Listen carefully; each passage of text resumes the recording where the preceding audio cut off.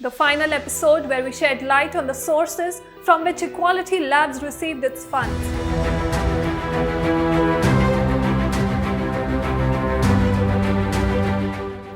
The sources which cater to its belligerent plans of secession of our nation.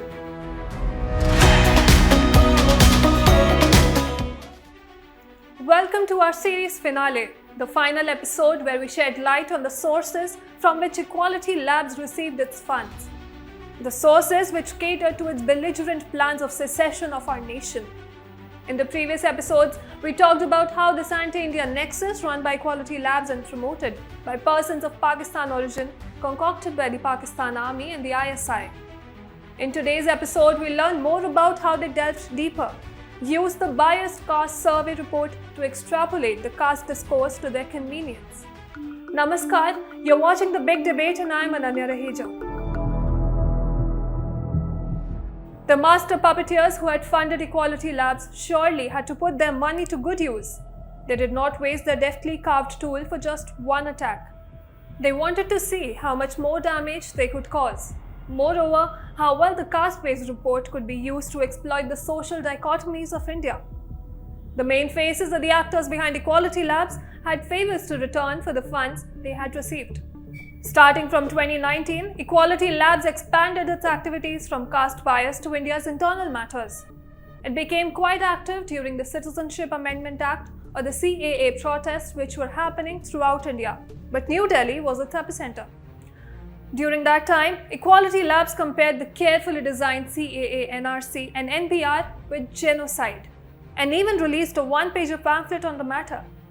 Equality Labs also released a toolkit titled Organizing Against Hindu Fascism in order to organize protests and run online campaigns against the Indian establishment. This toolkit was used during CAA NRC protests in addition to spearheading the caste discourse in the US. Sample tweets and creatives were given to users who would follow the campaign to incite violence, spread misinformation, and serve misconstrued facts. Throughout this time, Equality Labs had been receiving funds from Ford Foundation and George Soros Open Society Foundation for its projects and campaigns. After all the anti-India campaigning and plotting out a narrative via toolkits, Equality Labs realized a significant rise in their stature and built a self-serving narrative around caste in the larger scheme of things. It decided to focus solely on exploiting the caste. Thus began the massive cleanup. Our very own Dalit diva, Thenmoy Soundararajan and Equality Labs deleted all their posts prior to 2022. But in this era of digital footprint, the past is hard to erase. Disinfo Labs, in its report, mentioned that they have all the databases of these two and others, knowing very well that people and organizations like them try to clean up their acts from time to time. This is what the word cloud of their Twitter handle looked like before and after 2022, indicating their larger agenda. Talking in particular about Equality Labs, before and after the cleanup, this is what their cloud looked like. With so much investment behind the 2018 caste survey report of Equality Labs, it was able to create some frenzy in international media. Equality Labs and its philanthropic donors, who were also its owners, started receiving returns on their investments 2019 onwards. It targeted prominent universities, states, and even IT giants to further publicize its report. It approached South Asian Americans leading together in May 2019. In December 2019, Brandeis University of Massachusetts became the first university to add caste to its non-discrimination policy. Equality Labs report was also used as a tool for earning money via lawsuits. In July 2020, the California Department of Fair Employment and Housing registered a lawsuit against IT firm Cisco Systems and its two employees on the grounds of caste discrimination.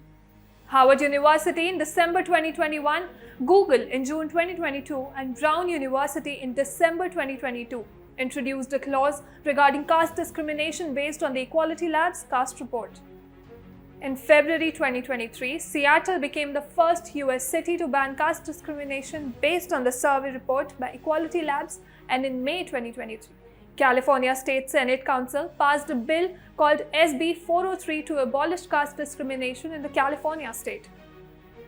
Once this issue of caste was covered by global media who provided legitimacy and publicity, it was only natural for some Indian media houses to lap it up, without even doing the bare minimum of introspecting the methodology and the people involved in the survey.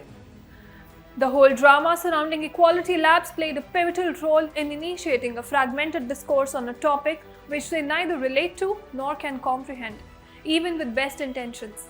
However, from various instances of the past and present, we may conclude that the Western conglomerates and leaders have never worked for the good of the people, lest a catastrophe befalls their own heads.